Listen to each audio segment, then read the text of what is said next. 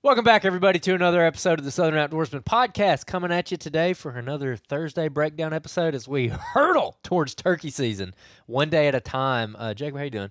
Doing great, doing great. Getting ready for NWTF coming up next week.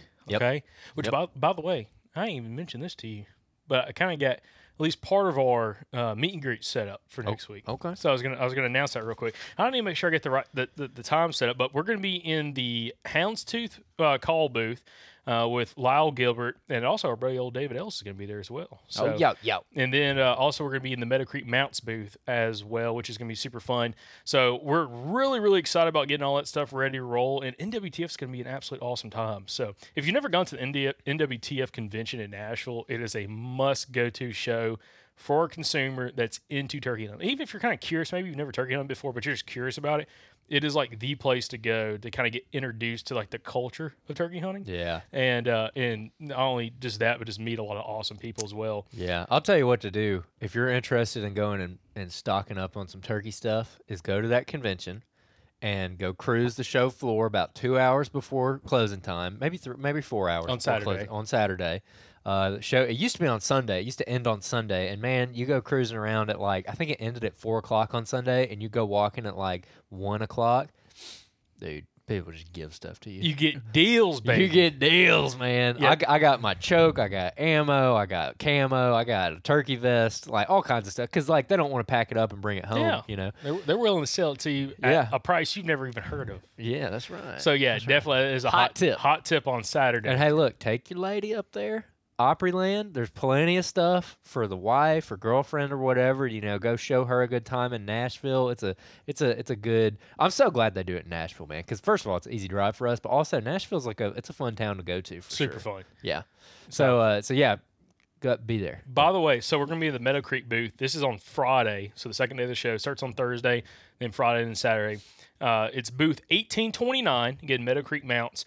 And we'll be there from 1 o'clock to 3 o'clock at the Meadow Creek Mounts on Friday. So come by, hang out, come check out some of the different sites, check out the different mounts as well. Again, something I've had a lot of success with the last couple seasons. And I promise you, if you're looking to shoot a red dot, you'll really enjoy it. Because, again, you don't have to drill and tap your shotgun. So we'll announce a little bit later on when we figure out the time frame of when we're going to be at the Houndstooth booth. But, again, it's probably going to be on Friday as well. So come by Friday, come hang out with us. Saturday's pretty crazy. So Saturday's kind of a day. We're just going to be floating around. We're going to be floating around. You'll probably be able to find us. And also, our buddies Michael Pike, Tal Neal, and Shane Parker are going to be at the show. I think they're going to get there Thursday. They're going to be there all day Friday. Chris is going to be there too, isn't he? Chris Leopard, he's going to be there Saturday. So it's going to be an absolute blast. So you may actually be able to go find the Dilla himself, old Michael Pike, at the show. So keep an eye out for him, especially if you're going to be there on Friday as well. So it's going to be awesome. I'm super excited about it. And then also, remember, February 24th, we have our second annual Hunters Meetup at Weaver Meat Processing. It's going to be an absolutely awesome event. Some live Q&As, talking with different podcast guests. Again, Buckmasters will be there scoring deer. It's going to be an awesome time. But also, we're able to really get to spend a lot of time with you guys, which is awesome. That's one thing I love about doing these live events. Same thing with Andrew as well, is we're able to kind of spend time and talk to you guys and kind of get some of your personal stories of how your season went, what you're going to be doing this turkey season, and also what you're doing to prepare for next season. And there's going to be a lot of podcast guests as well at that event. Free to join or free to be at the event. So again, don't have to worry about spending money. Also free food and free drink provided by Weaver Meat Processing. So excited to see you guys out there in Hartsville, Alabama. You can go over to the Southern Outdoorsmen Facebook page, and on there we have the events tab that has all the information on there, the address, everything that you need for, again, Saturday, February 24th for the event. So excited to see everybody there. Yeah, dude. Yeah, it's going to be a good time. So we're doing listener Q&As. I forgot to say that. I forgot my little spiel at the beginning. We're doing listener Q&As on this episode. If you want to skip ahead to the questions, there are timestamps in the show notes where you can do that. In the meantime, we're going to be talking about other stuff that we've got going on, past episodes, things of that nature. One of the things I was going to talk about is this coming weekend is the last weekend of Alabama's deer season. So that's pretty much going to wrap up deer season for most people. I know Arkansas runs really, really late, and there might be some other ones that I'm forgetting Find about. out Louisiana goes to the 15th of February. Okay, so parts of North Florida will go until mid-February as well. So yeah. Sad time of year. We got a bunch of freaking cameras out in the woods right now that are dead that we got to go get. And I'm trying to figure out when I'm going to do that because we got NWTF coming up. Then we got the Weavers meetup. And then we got other things that, like, this is a very busy time of year. Like, we always have a lot going on. So I'm like, crap, when am I going to go get those cameras? But I'm so eager to go get those cameras. I'm so excited because some of them we put in a spot, or I put some in spots that are just the kind of areas that you let them soak. And I might get, of a particular buck that we're looking for, I might get one picture of him in the 3 months that camera was there, but that's really all I'm looking for. I'm just looking to see, like, who exists in this area, like what caliber buck, because the area that we're hunting is difficult access, really cool area to hunt, but it's not the place where I'm going to go spend a lot of time unless I find a really special deer. Yeah. So I'm hoping, because of how the area sets up, I think that the kind of deer that I'm looking for is in there. But I'm hoping to confirm it with these cameras that have been setting since, I guess, probably December. I guess it was sometime in December we put them out. They've been soaking ever since then. Haven't checked any of them. One of them was a cell camera, and it pretty much immediately died, as it normally goes with my cell camera experiences. So that one hasn't really sent me anything. It did get a picture of a really nice buck right before it died, and I tried to request the HD photo, and then the camera died. So I just got to go pull a camera, but there's a video on the camera, but it's like an older model camera. I can't request the video from that one. So the video's on the camera. I'm really excited to go see what kind of deer it actually is, but it looks like a really good buck. But if I don't get the picture of the deer, then I think I'm still gonna give that area like a fair shake this summer, and go in there and probably team up with Shane Parker, whether he wants to come and hunt it with us or not, or just get his get his guidance on what he would do, because he's a little bit familiar with this area, and go in there this summer with the intent of finding a buck, because that is one thing that Shane, and we ought to talk about this in the future at some point, Shane is exceptionally good at finding deer in that late summer time frame, like big bucks. And I mean, Shane puts a lot of stuff on social media, but he does not put the kind of bucks that he's getting. People's heads would explode if they saw the bucks he gets on camera, man.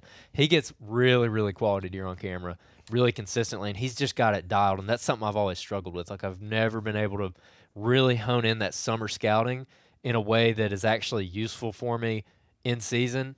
Actually, until this year on the hunting club is the first time I've actually had it work out. But anyways, in that same area that all those cameras are at, what are your thoughts on it so far? I mean, we hunted it a little bit this year, but not really. We didn't put much time into it. Yeah. No, I mean, it's going to produce. The thing is, based off this week's episode, guys, that you heard with Daniel Williams, we kind of told some old hunting stories and stuff like that, him growing up. When we have him back on this summer, you guys are going to want to tune in, because he mentions at the very end of the episode, if anything y'all are going to do right now, go postseason scout, because it will come into relevance for the conversation we're going to have with him later this summer. And I promise you, we are going to have a lot of listener success stories come from that episode. And it might turn to a series, because it's probably going to be very long-winded, a lot of details brought out. So you're going to want to go postseason scout, and that's what I'm interested in, because we have 2 years of camera history, at least in one of the areas. Now we have 1 year of camera history in a separate area where we have non-cellular cameras. And I'm interested in seeing what Daniel, I've already talked to Daniel a little bit about it, but some of the things that he does, some things that Shane does, that we can kind of go in there and almost already mark off certain time frames of when you should be in the woods in that spot. Yes. And almost just rotate these cameras into different spots. Yeah, that's why I'm super excited to see what has showed up on camera. And without going into too many details, I mean, we've already kind of discussed these tactics that Daniel uses with Daniel outside of the podcast, but I'm really excited to have him on and cover that in more detail later. We figured that this probably just wasn't the time of year to cover that. And that's one of the reasons that I'm saying, dude, if I just get one picture of the buck that I'm looking for in there, and to give people a little bit of backstory without going into too much detail, it's just an area that is not necessarily known for big deer, but it's the kind of area that could hold a big deer. It's got the cover that you need. It's got the isolation that you need. It's pretty high pressure, but there's still plenty of areas where a buck can get away in here, even though a lot of people hunt it. And through the grapevine, from I think 3 independent sources, we've caught wind of a big deer in this area, like a big deer. and it came from 3 different people, completely separate of one another. So I'm like, okay, there's for sure a big deer in here, and it's kind of like one of those things where, people say it's like this big, but is it really that big? And but if 3 different people say that it's this caliber deer, and maybe Very, very upper echelon caliber of a deer. like for instance, like there's uh who is it? Like maybe it's Dan Infalt's talked about like, okay, yeah, everyone's seen like a 200-inch deer or whatever, like on this public property in Wisconsin or whatever, I think is what he was talking about. He's like, yeah, everyone's saying it's like a 200-inch deer, and he goes in there and like kills the buck, and it's like a 160. It's like, okay, it wasn't 200, but it was a 160.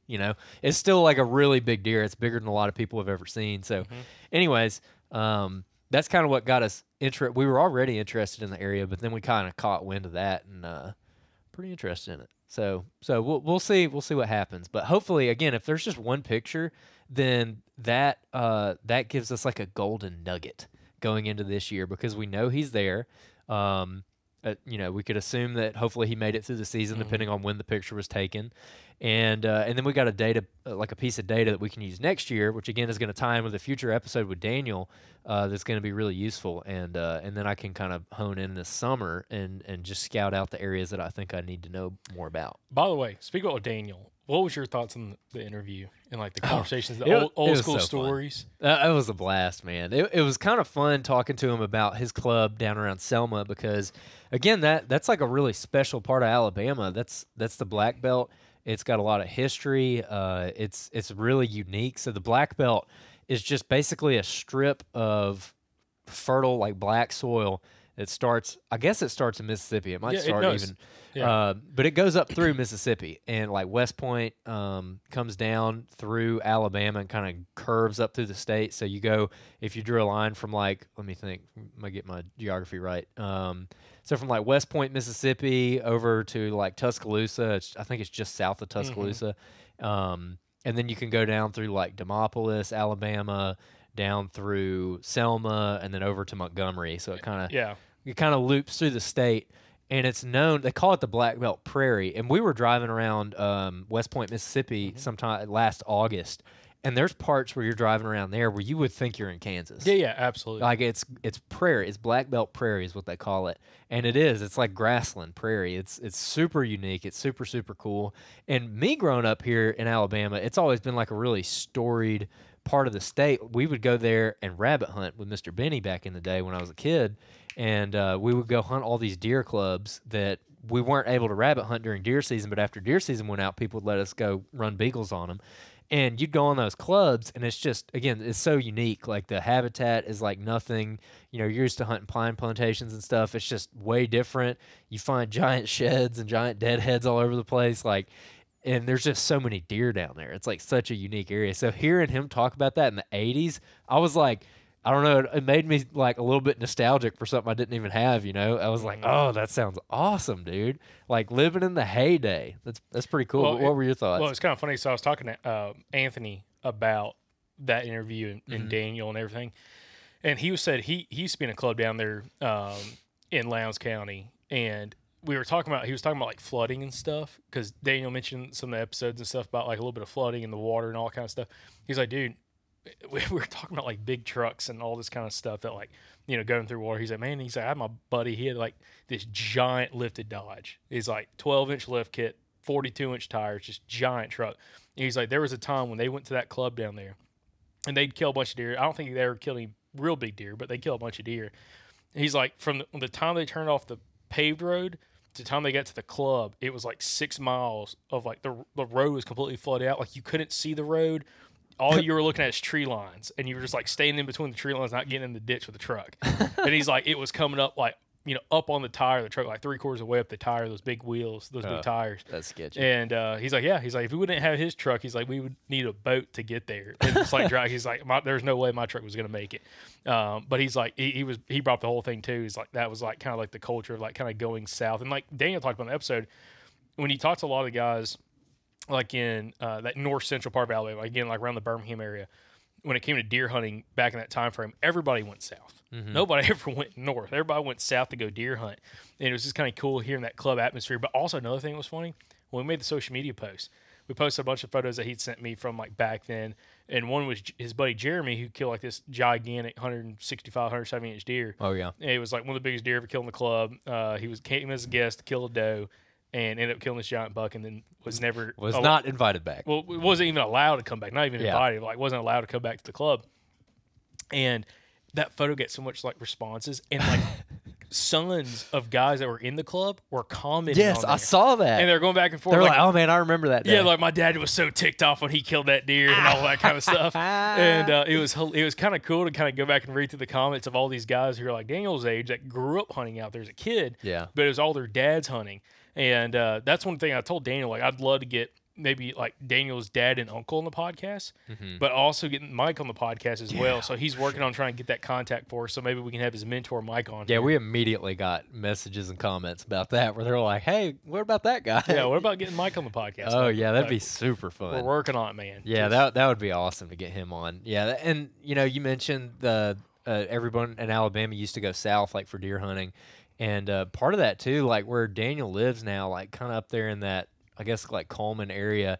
That's what a lot of my family comes from up there. So a lot of my family's from like Jasper and Cordova, which is in Walker County.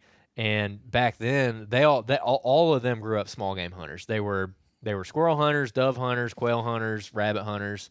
Because there's no deer up there, and still today it's a low deer density compared to a lot of the rest of the state. Do you think any of your family, do you think anyone in your family is a little outlawish and like hitmen? Like, because I don't know. The word on the street was Walker County in Alabama had the highest, I guess, per capita amount of hitmen that lived in Walker County back in like the 60s, 70s, and There's 80s. things going on in Walker County. Like people that son. were hired out by that's what I've heard that from multiple sources, like very reliable sources, even some guys that were like, used to be police officers. That like there were some bad dudes that lived in Walker. Oh, County. dude, my grandparents, they grew up in Cordova and Barney and Parrish and all those, and like there's probably people listening who were like, oh my gosh, those because they're like little towns, but they were growing up there in like the 40s and 50s, and yeah, he had some stories, son. He had some stories. It's like you didn't want to get in a bar fight over there because you and your family might just get. Yeah, dude. But my grandfather, he was born. I think he was born in 1932. He grew up in that part of Alabama, and he killed his first deer when I was like 11 or something. Like they just didn't deer hunt because there was just so few deer back then. They had plenty of land to hunt, but they were all small game hunters. Like that's where they came from. And then Mr. Benny was very much the same way. Now, Mr. Benny was more Shelby County, Helena, Woodstock, that area in Shelby County, and he grew up doing the same thing, small game hunting, squirrel, rabbit, and whatnot. But they also like ventured out and did the deer hunting thing. They deer hunted with dogs and stuff like that. So we've had Mr. Benny on about that before. But it's just I love that kind of stuff, dude. Because like I'm through and through an Alabamian. Like I love Alabama. I love living here. I love the state and the state history. So that aspect of things is like real. I love digging into that about how back in the day everyone was going south and they were hunting that black belt, and like that culture is so strong. Like I just love talking about it. So I didn't even know the conversation was going there. Yeah. And when it did, I was like, oh yeah. I just kind of sat back and took it all in. Yeah, and one thing that was interesting because so he sent me, and I'll post it on the social media post. Which if anyone hasn't seen, social media posts for the episode, go look at it because it's got a lot of really cool, interesting photos from back then. But he sent the pinout board map of the property that had like all the different like areas in the fields and stuff marked. And he was talking about he always liked to hunt. I think it was like 7A or something like that. Yeah. I went and looked at that and like looked at it on the map and everything. I was like, okay, cool. This is kind of cool to kind of see some of that stuff. But yeah, it's cool to kind of see like what it was like for him growing up, Daniel growing up, hunting with all these guys who were like probably really got hunting hard in like the 60s and then kind of the 70s and then the 80s and so on, and like be able to like pick all those dudes' brains. And this is, to me, it's just fascinating to kind of see that in all the different stories, but also looking at some of the photos of all the big deer they were killing back then. Yeah. Like, they were killing some nice deer, and then he was talking about like, he's like, we were killing 160 170 inch deer down there when nobody else in the state seemed to be like even seeing a deer ever that big. Yeah. And they were having consistent, like, not everybody was killing that kind of deer on the club, but there was a handful of dudes that would consistently kill huge deer like that, which in Alabama is gigantic, dude. Yeah, dude, and that still kind of persisted, like even a little bit today. Like that's still cream of the crop. Like I was telling Daniel, I was looking at like hunting clubs and stuff the other day, just kind of like cruising around the internet, and those black belt like Montgomery County, dude, you paying. Oh yeah, $4 or $5 grand easy. That's cheap. Yeah. Well, that's cheap. Yeah. Like, dude, it's crazy. And even like when I was a kid, we grew up hunting some Westervelt property, like just outside of Helena, and that property is now the Cahaba River Park. So there's like a state park there. You can't hunt or anything, but that state park, that Cahaba River Park, was my hunting club. I killed my first 3 or 4 deer out there. Like that's where I grew up hunting. And Westervelt ended up selling that land to somebody, and so we got kicked out of that club. And then, years later, it ended up getting purchased by the state or the county and turned into that park. But when we lost that club, everyone in the club was like, well, like, no one thought the club was that good, so everyone was like, well, let's go find a place down south. Yeah. And so we ended up in Autauga County. No, dude, same thing. Like when I grew up hunting with my uncles, every one of their hunting clubs was like Greene County, Butler County. Yep. Perry County. Perry County was a big one for big deer. but like we would go down like and I say clubs, like my uncles were always in clubs, but then after a while, like when I got into like when I was like in grade school, they were always in clubs, and then they started getting their own leases. They were a lot more successful with their businesses and stuff like that. And both my uncles owned their own businesses, and they started leasing property. And like one of my uncles, Michael, which is Anthony's younger brother, and Anthony's been on the podcast a few times. Michael had a big lease down there. I say big lease for one guy. It was like 600-700 acres in Pineapple, Alabama. Oh, yeah. Okay, and I'm talking about in the middle of nowhere, dude. You riding down I-65 for it seems like forever. I mean, as a kid, you can go hunt over there, but dude, they get on some freaking huge deer. But it was one of those places. They had another place. It might have been in Greene County, and it was a club. It was one of the last clubs I remember them being in, and that club setup was kind of interesting because some hunting clubs, like Daniel was talking about, they had like a hunting shack, like this little like cabin thing that people could stay at. Well, I've seen clubs like that, and I've also seen clubs where like people bring their RVs down, their campers, stuff like that, and have them set up. This one club they were in, I can't remember how many acres it was, but it was big. But like they had probably, at least as a kid trying to remember, I was probably 10, 11 years old when I went down there. I think they had like 10 or 15 single wide trailers down there. They weren't double wides. They were all single wides. And they were like all in rows, like, and each club member, as part of your dues, you could purchase like, kind of like a part of your like club membership. You could add an extra amount of dollars to like get one of those, trailers for like you and a couple buddies, whatever, that were in the club. Yeah. And I remember we went down there, stayed down, and dude, I'm talking about they were just about falling apart. Man. I mean, rats everywhere, mice everywhere, dude. Like, you getting your I've stuff. stayed in some campers like that. And but it's big single wides.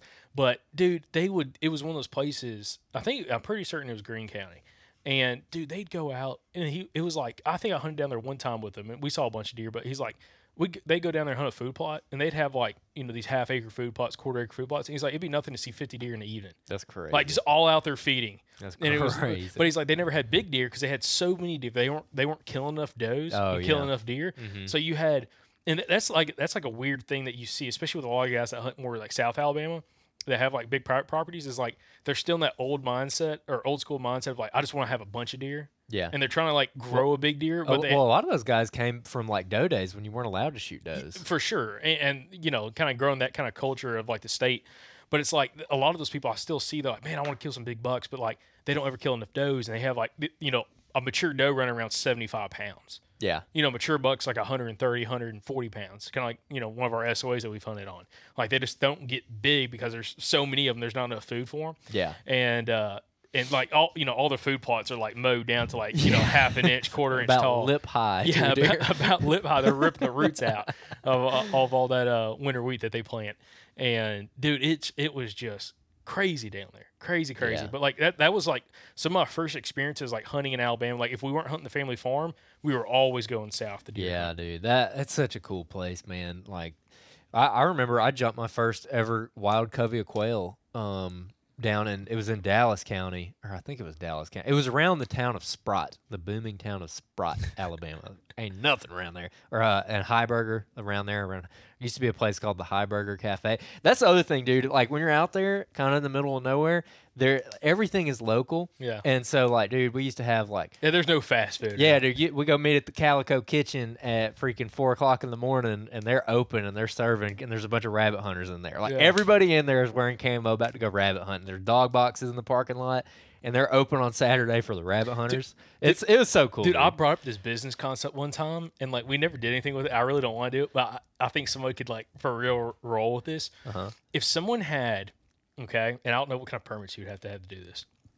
If you had a food truck that served biscuits and like breakfast food, and you went to like some of these different gun hunts on some of these bigger WMAs that get a lot of gun pressure. Oh, you make killing. And you showed up to the check station, especially back in the day. Now it's different now. Back in the day, and I said back in the day, it was like 7 years ago, where you had to go and actually get a physical permit on gun hunts. Like you had to show up at the check station. Everybody got in the line at 3 a.m., 4 a.m., and there might be 400 people in line, and you had to get a paper permit to be able to gun hunt that day. Okay. I was like, man, if somebody had a biscuit like food truck right here serving hot food, you might freaking rock and roll and just jump from like gun hunt to gun hunt in different places, man. But now it's not the same anymore because now it's it's not the same because now you just check it on the app and just go hunt. But I always thought about that, dude. Someone because I'd be so happy. I'd go. Oh, dude, I'd love dude, it, man. It could be an $8 biscuit, dude. I'd buy it because I'm hungry as heck that morning. And get a hot cup of coffee, dude, while you're sitting in line. Oh my gosh, that'd be epic. Yeah, I don't know. So if anybody out there wants to do that, I think you can still do it, and probably do pretty good to serve some breakfast food. That's right. We'll advertise for you, dude. Yeah, I'm curious, like if anybody, like the only place I've ever like really ran into like that kind of culture where it's like, okay, everybody's at the same restaurant at 4 o'clock in the morning. It's just a bunch of dudes, like a bunch of rabbit hunters, from back in the day. No. And back then, it's like they all knew each other, especially Mr. Benny, dude. You go anywhere in the state of Alabama, Mr. Benny knows somebody there at some, random gas station out in the middle of nowhere. Yeah. But it's like you be in there and at 4 o'clock in the morning, and it's all rabbit hunters eating breakfast, or at lunchtime at a different place. And there's like, I'm curious if any listeners out there are familiar with any of these places. So like, let's see, there's the Calico Kitchen, High Burger Cafe. It's not around anymore. The Twix and Tween. That's not around anymore. I think that was in Centerville.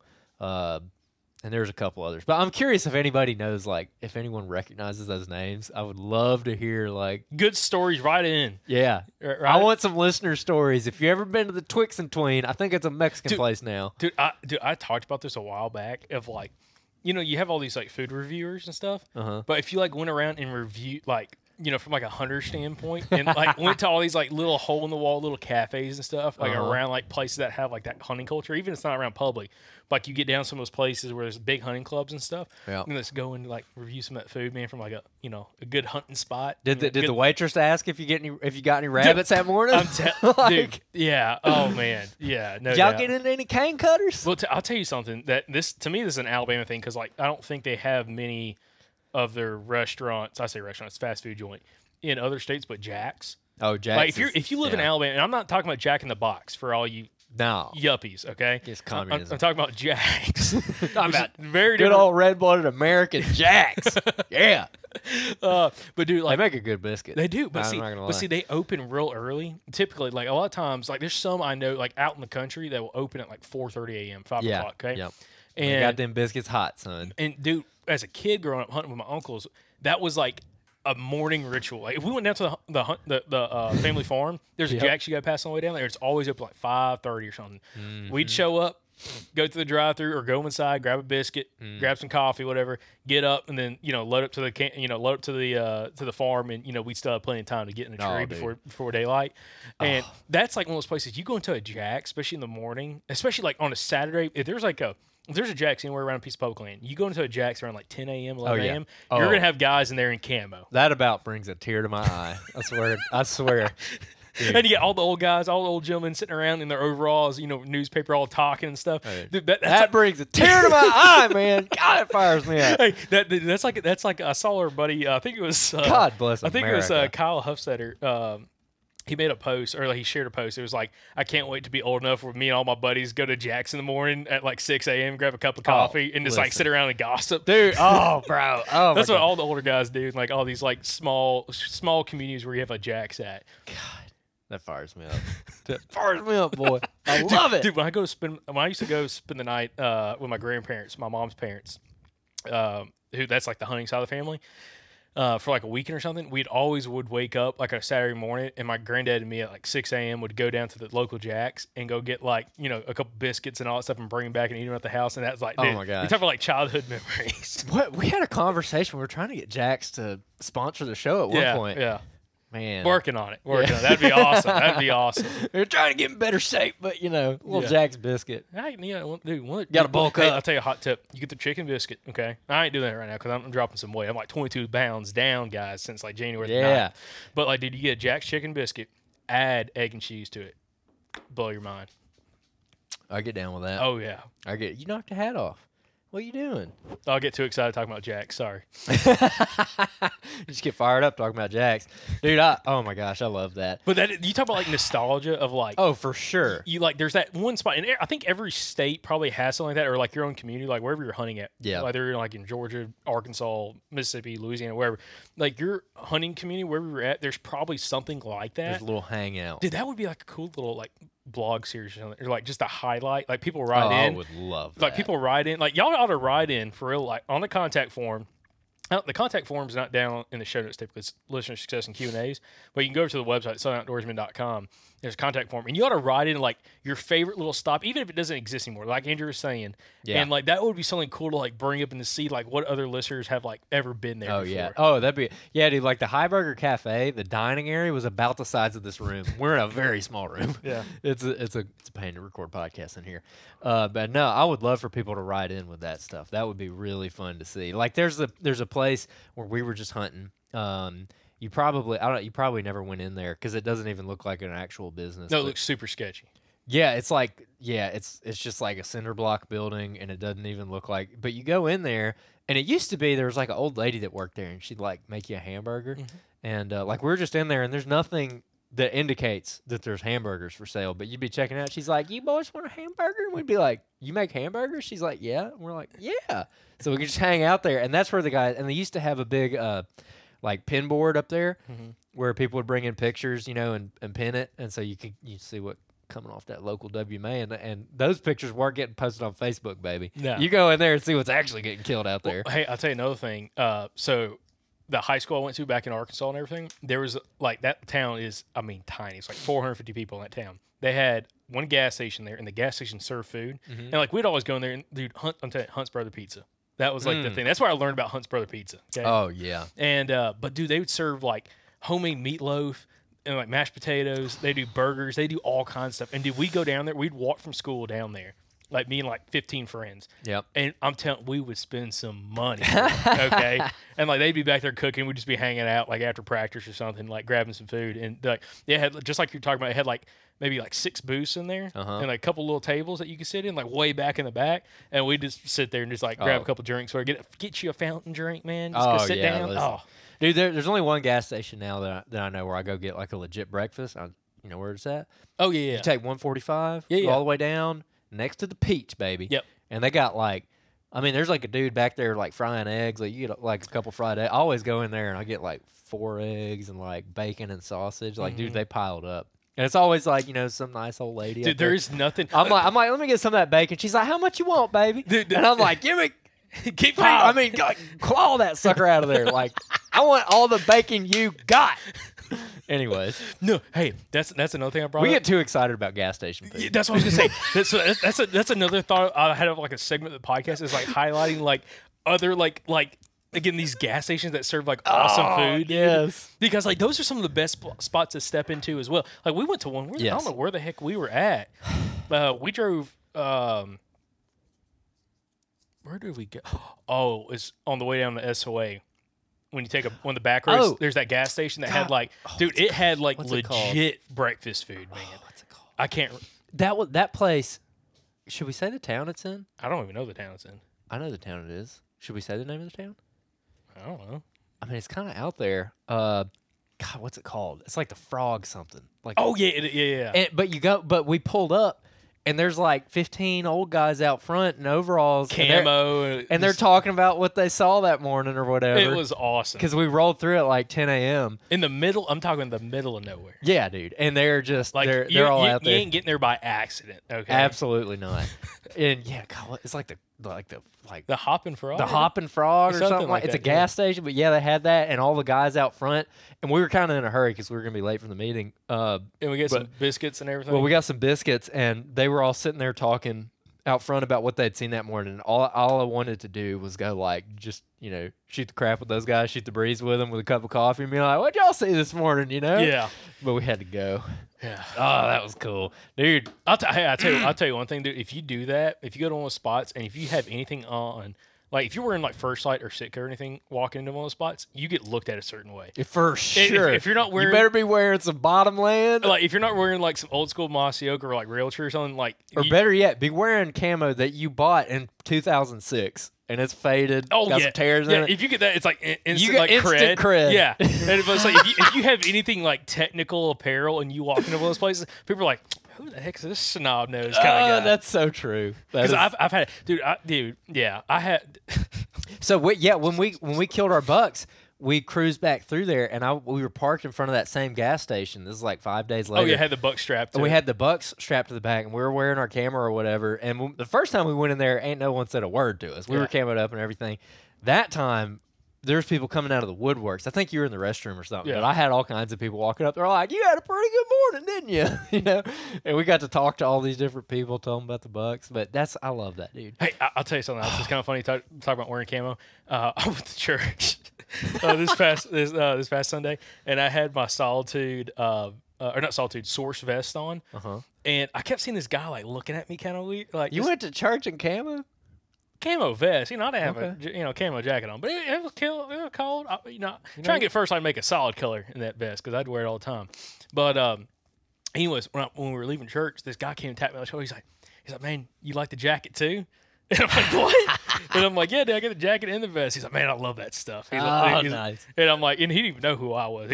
Conversation started. Yeah, and he's right like there, brought boy. it up. I was like, "Okay, cool, dude." I'm like, I ain't had that happen before. Oh, that's hilarious, dude. Yeah, there's something to be said about the gas stations, man. Like the gas station culture. Dude, that is like when I think of like old school hunting camp. Like again, when I was growing up hunting with my uncles and stuff. This is like early 2000s, going to like these like camp, like these different like hunting camps, hunting clubs and stuff.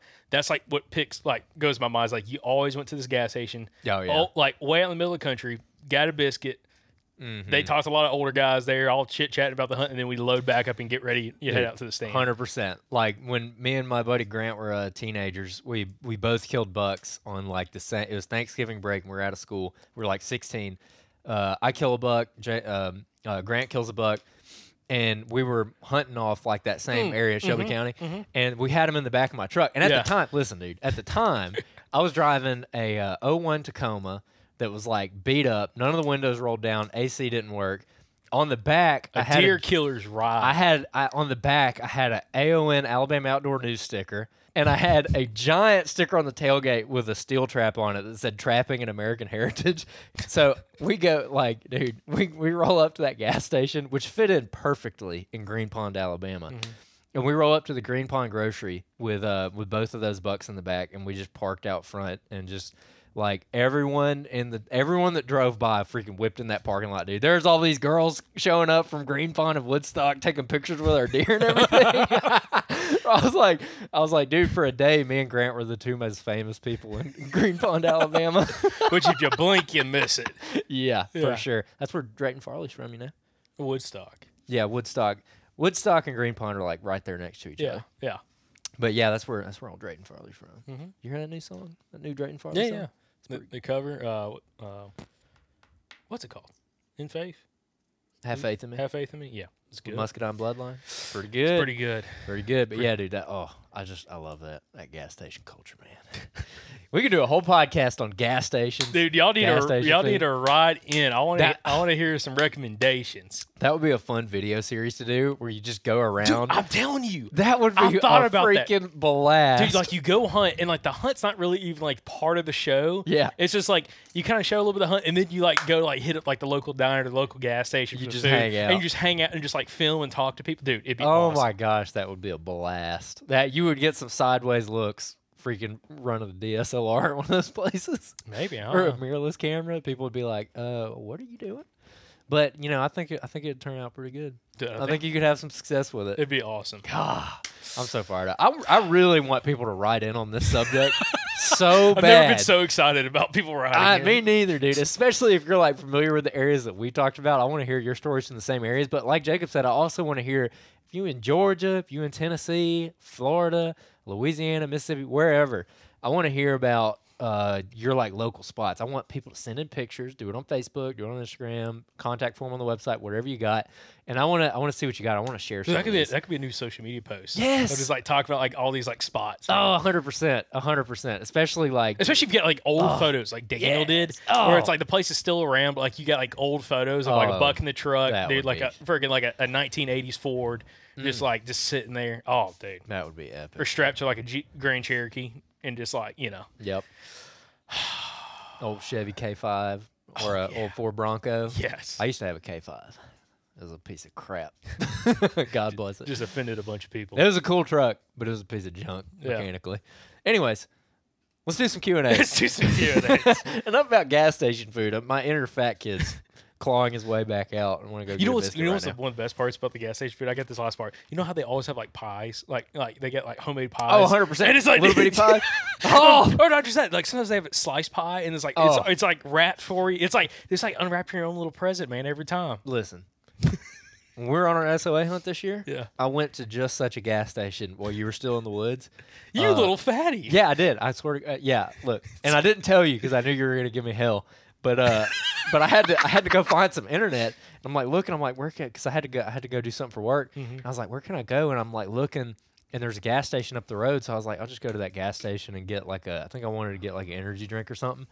And so I go up to that gas station. I walk in and I open that door. Get that pecan pie? No, just a wall of fried chicken hits me in the face, and I'm like, ain't no way I'm getting out of here without some fried chicken. Ain't nothing better than some good gas station or like local diner fried chicken. Dude, I walked up in there and they had like homemade cookies. They had pie slices and everything. They had key lime pie slices in the fridge that were homemade, and it was like made by freaking Martha down the street or something. Oh. I was just like, oh.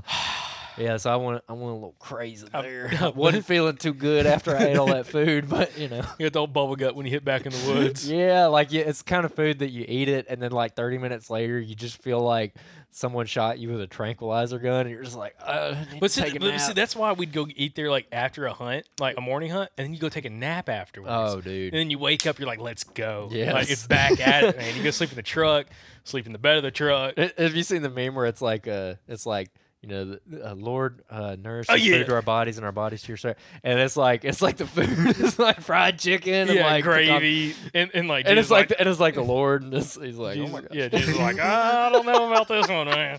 that cracks me up because if you grew up like a Southern Baptist, especially like that's how I grew up. You that's every time, dude. That's a prayer, and it don't matter what's it's like mac and cheese, mashed potatoes and gravy. It was like, Lord, please let this food nourish our bodies. Oh my gosh! And then you wonder why you start looking like Jacob after a few years. Oh yeah, I took that to heart. Oh, nourished you a little too good. All right, back to Q&As. All right, Q&As. Where can people do Q&As? Appreciate everybody submitting Q&A. So again, down in the show notes below, while we're getting distracted here talking about food. Hey, if you enjoyed this conversation, by the way, share this with a buddy this time of year. Even this time of year, be like, hey, listen to these guys talk about gas station food. Absolutely. Share it. Send it to some people. The best segments of all time. 100%. But yeah, so you can send in your Q&As, your questions that we'll answer on these outro episodes. Down in the show notes below in the podcast, both on the audio feed and on YouTube, there's a link down there you can click, or you just go over to the website, southernoutdoorsman.com. There's a tab. You can fill out your Q&A question, and we'll answer them on the podcast. So we've got a few today, and let's see what we got here. All right. This is from Dakota Williams from Alabama. He said, all right, I've been hunting all season, and it's December. You can tell we're a little behind on these questions. I found scrapes, rubs, feed trees, etc., literally everything, but I have yet to see a deer. I need help. Maybe I just suck at hunting. So my take on this is if you're finding the scrapes, the rubs, and the feed trees, if you're really finding feed trees that are like hot, fresh tracks, fresh droppings, like hot, fresh feed trees that they're using right now, and you're still not seeing deer, that tells me that your access is probably screwed up. What's your take on that? Yeah, probably. Or they're smelling you or seeing you when you're in the tree, something like that. Also, take that. That's great. Now go find the thick cover. Because you're talking about, Yes. December, January time period. Leaves are completely off the trees. It is barren. Those deer are going to hug even tighter to that thicker cover, so you got to like move closer to that. That's not necessarily like it used to be back in like October, November forest, where you find that and like the deer just meandering through everything because there's leaves on all the trees, all the bushes, all the shrubs, everything. So there's a lot more cover available. So definitely taking that consideration. Like even if you're finding that sign, might be nighttime sign, especially if it's wide open woods. Yep. So what's the best adjacent thick cover, and then focus your efforts in and around that thick cover, and you'll probably start having more observations. Yeah, definitely. Or you get you a couple buddies, which y'all are gonna hear about this on Monday's episode. You get you a couple buddies, and you just like, hey man, I paid $10 to go walk that thicket for. Okay, I went to sit on the crosswind downwind side of the bottom side of this thicket, and y'all just start walking through it, and then y'all get in there. When Make sure you bring your briar britches. When I start shooting, you hit the floor. Yeah, I agree with that for sure though. Thick cover and double, triple check your access route, whether you're being loud walking in, whether your wind is blowing to where the deer are coming from walking in. So like when you're looking at the wind direction for your stand, you also got to obviously look at the wind direction for when you're walking, like where are the deer at when you're walking in. They're going to be in that thick cover, but as you're walking in, are you like blowing out that thick cover? Which without complicating the answer too much, I think sometimes you can actually get away with, especially down here in like really thick areas. Yeah, potentially, especially if they're not bedded right on the edge of it and they're kind of in it a little ways. Yeah, just because you walk past an area and maybe your wind's blowing in there does not mean that they necessarily blow out the backside. At least in pine country, super thick stuff. Also, if you're in that situation, this is when, again, trail cameras can be very handy. Yes. Put your trail camera on a scraper, and that feed sign you're finding, and see when are they using it. Yes. That can kind of tell you, are they using it during daylight? Are they using it? If they're using it in daylight when you're not there and then you show up and they're not showing up, they can smell you, hear you, or see. Yeah, or any combination of those. We just had that experience with the listener who we ran into, who got us on cell camera. You've been talking to him quite a bit. Yeah. And I think we're going to line up a scouting date with him now, which I'm excited about. Yep. But he was talking about basically that, where he's getting deer pretty consistently in daylight. Mm-hmm. In this general area, like bucks. But then when people are hunting that, they kind of disappear for a couple of days. Or was it when we walk in there, like it died? It dies. It died. But then he said the second someone leaves within an hour and a half, one of these bucks show up. So what does that tell you? That tells you that they obviously are seeing, smelling, or hearing us walking in, or all three, or any combination of the three. Yeah. So the deer, they're on to us. They done patterned us, boy. So anyways, all right. Dakota, I'd be curious if you write back in. We're answering this now right here at the end of Alabama's deer season, but how'd the rest of the season go for you, man? I'm very curious to hear that. Let's go to this one. This one ought to be interesting. All right, this is from Michael Moore from Florida. I like the topic. Hey guys, I took a buddy on his first hunt. I have a great spot on blah blah blah. I'm not going to name the place. I started using OnX a few weeks ago. It has been a game changer to say the least. We hunted from the ground, and he's a smoker. So the question is, how are deer affected by SIGs? What had happened was he lit up, and in 4 minutes, we knew how many deer we were surrounded by. 6. Merry Christmas. Keep up the amazing work. So I'm assuming they started blowing at you or something. Dude, I don't know. I've hunted around a bunch of guys who smoke. I got stories on this. Hey, Chris Jenkins. We interviewed Chris Jenkins, and he prefers to smoke a big old cigar. That's where I was going to get at. I actually do that sometimes. Okay. I like a good cigar. So back in high school, my old football coach, who also was our history teacher, he was a diehard cigar smoker, okay? And he's like, I've never killed a buck. He had a pre-hung stand, corn pile. This is Arkansas. You can hunt for corn. He's like, I've never killed a buck without a cigar in my hand. He's like, I always have a cigar in my hand. He thought, man, I think it's like cover scent. They get down one of them, there's like... Man, is that a Rocky Patel? That's a pretty good. Wow, that smells pretty good over there, man. Dip it in a little dough esters, light it up. Little Maduro. Yeah, dip it in a little dough esters, light it up. You're good to go for cover scent. No, I'm joking about that. Don't do that. But I know a lot of guys who are big deer killers that smoke cigarettes and have no issue using them. My thing is, if they can smell the cigarette, they can smell you. Probably. I mean, yeah. I mean, I'm curious if cigarettes smell, because like when we did the episode with Tom Brownlee, which I think is 315. I think it's episode 315 with Tom Brownlee. Truth about scent. Let me look it up real quick. But he talked about, he's like, the way deer and dogs, especially like dogs, smell things is not like the way we smell things. Like we think something smells stronger than something else. A dog's capability, they can. It's almost like they can smell everything almost equally. Is the way he talked about. Like there's some sense that are stronger, but it's like what you perceive to be like a strong smelling odor, like gasoline. Yeah. To a dog, he can still differentiate that to. Rubber to human odor to whatever. Yeah. So it's not necessarily the same. But the thing is, all the guys I know that like are hardcore smokers that kill big deer, typically they're not hunting on the ground or in an elevated position. And the thing is, especially if you're smoking like in the morning, like I'm not a cigarette smoker, but like if you're smoking in the morning, especially like a rising thermal, it's gonna lift up and out of there. Like it's not probably gonna linger unless it's like a high pressure day, a lot of humidity in the air, and it just kind of settles down. Yeah. So I wouldn't. If you smoke, fine. Like I don't think you gotta. I mean, definitely it's not good for you. Definitely, you can't quit. Like I think it will all be better. My dad's a smoker. I've been trying to get him to quit forever. But I don't know. I mean, it's just one of those things you just kind of deal with. But it's kind of funny though. The second he said the guy lit a cigarette, they knew exactly how many deer were around him. So I'm like, well, clearly they didn't care too much about your scent. But when they smelled the cigarettes, like whatever, they've been shot at by some old boy who's been smoking cigarettes probably. And they're like, definitely don't like that smell. Yeah. Yeah.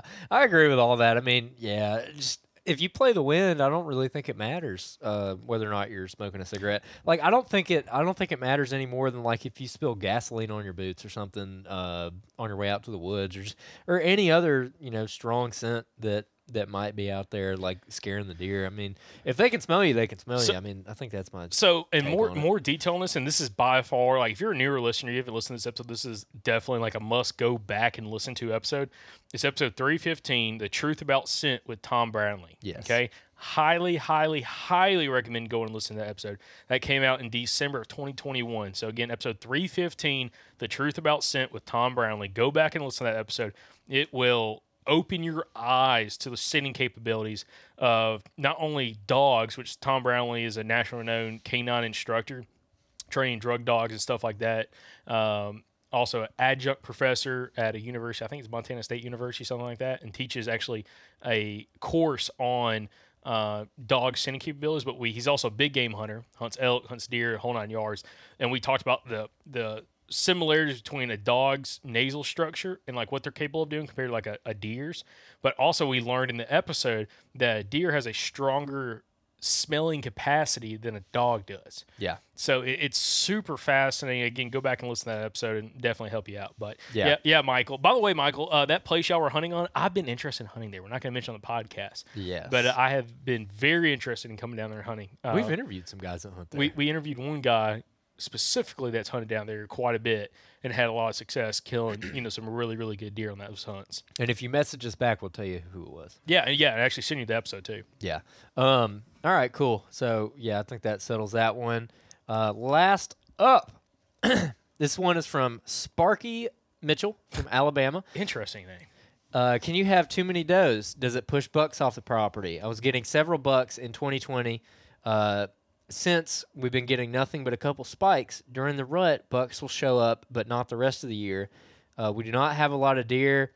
Seen as many as 15 does on a half-acre food plot. What should we do? Shoot more does? Yep, probably. Yes. So most other like habitat managers and especially guys that manage for like quality deer ratios talk about like if you can have a balanced herd ratio, it does a couple things. Not only it's a better health quality of the deer because there's less mouths to feed in the herd, but because the thing is like you can't supplement feed enough to keep like body weights on the deer, okay? Because they're not just going to eat corn, they're not just going to eat your food plots. They browse and they browse a lot of your native browse down, and all they have is your food plot and corn pile. They're going to be struggling big time. Mm-hmm. Also, a lot of guys we've had on the podcast, and even like different biologists we've had on, talked about this. If you have way too many does, it does make for a much more like drawn out rut because those does only come into heat for 3 days. And if a buck has, like if a buck knows that, it's a 5-year-old buck, he's lived on the landscape for 5 years. He spends enough time out there to kind of know all his different doe groups that he's going to bounce around from.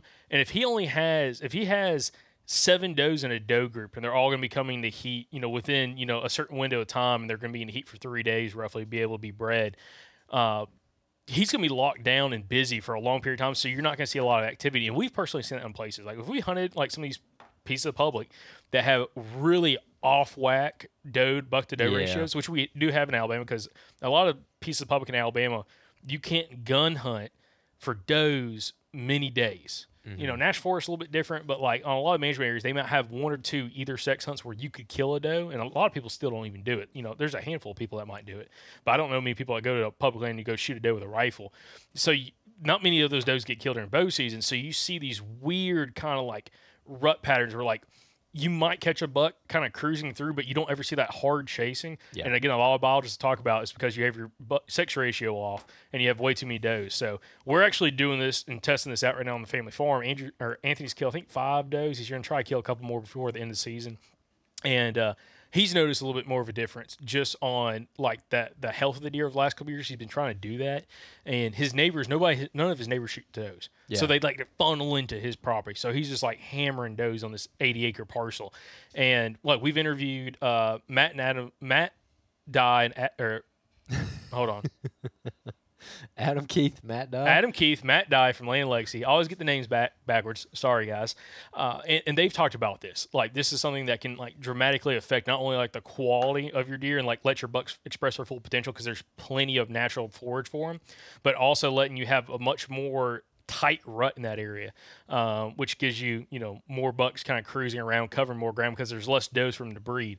Which is kind of backwards, because we've had past podcast guests saying they'd never shoot a doe in a certain spot because it's like that little honey hole where there's always like a group of does that they can go hunt.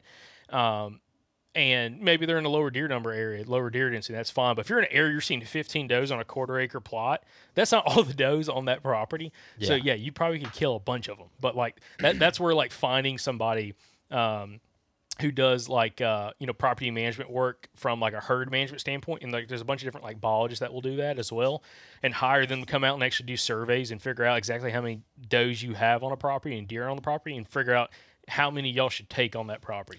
Yeah, does it push bucks off the property? I don't know necessarily. Like if a buck has an established home range, if all of a sudden doe numbers increase over a couple years, whether he's going to like move off of that property. I think that would maybe have less to do with the does and have more to do with the habitat. Again, kind of going back to what you were just saying, like, if his favorite pine thicket kind of ages out and all that cover depletes and gets shaded out and dies back, then yeah, he's probably going to leave.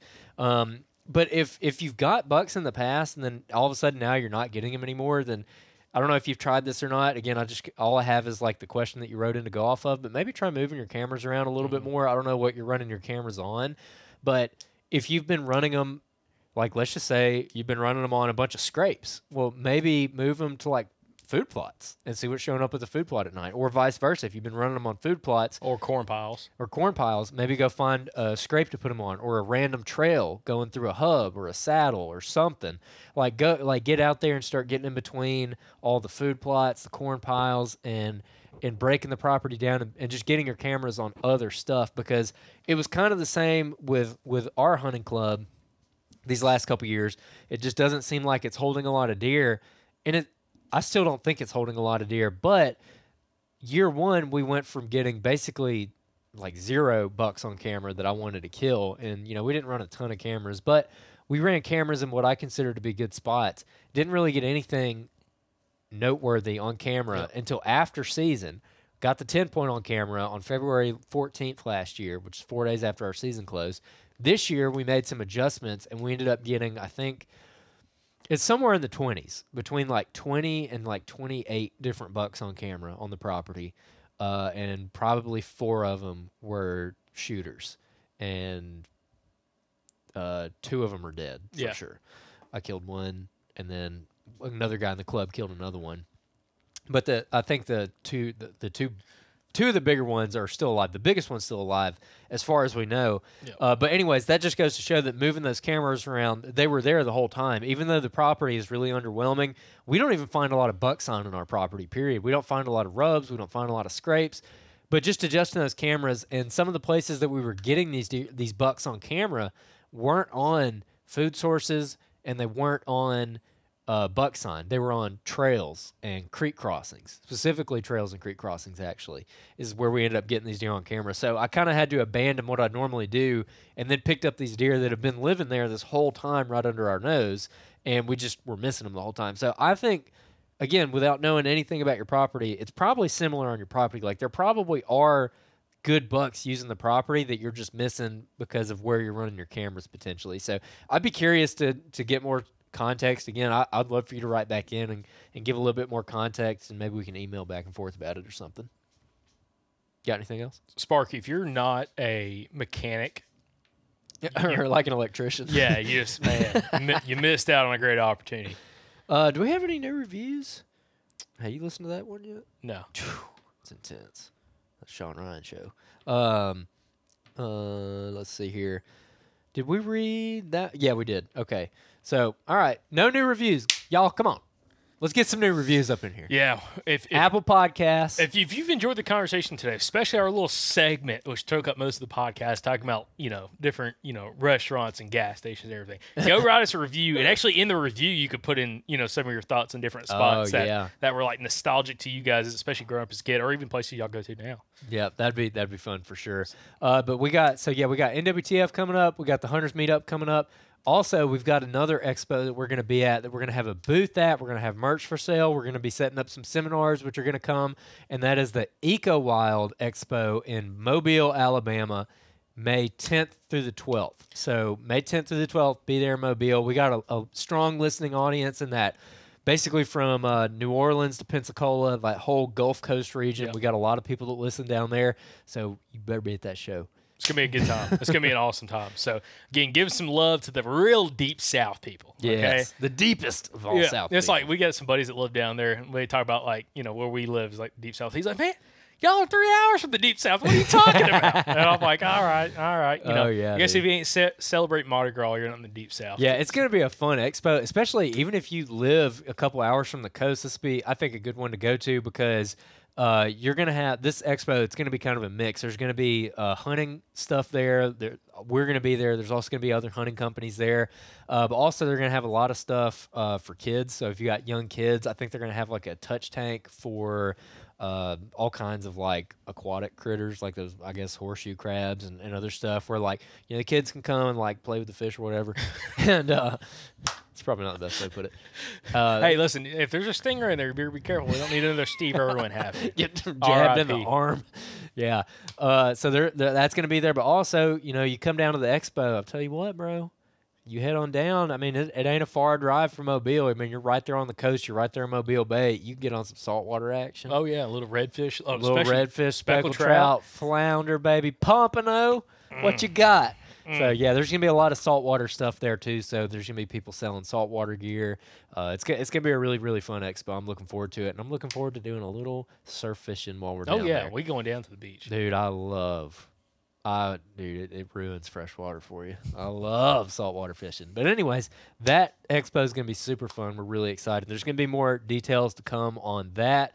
If you got any questions about it, you can hit us up, or you can go to the Eco Wild's website and check them out. It's kind of a newer show down there, and it's I think it's going to be the biggest show in that area as far as like a hunting, fishing thing goes. So, again, really excited about it. That's like, I really love the Gulf Coast, man. We go at least once a year to the Gulf Coast. We have like my entire life.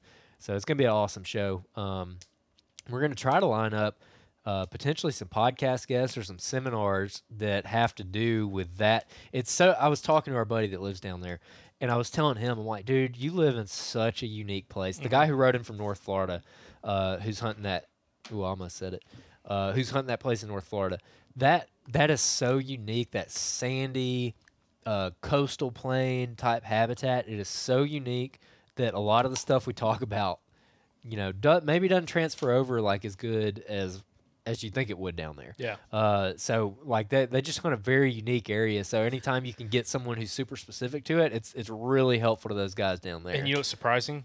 There's some guys that still kill some giant bucks down there. 100%. Sandy soils killing like 150-inch deer. Yeah, 140, 150-inch deer. Yep. Like it's insane because like you think about that and like that's not the area of like the deep South. I think a lot of big deer would come from like that sandy soil. Like maybe feel like I was shocked when I saw some of the deer that I've seen come out of that area. Yeah. Shocked.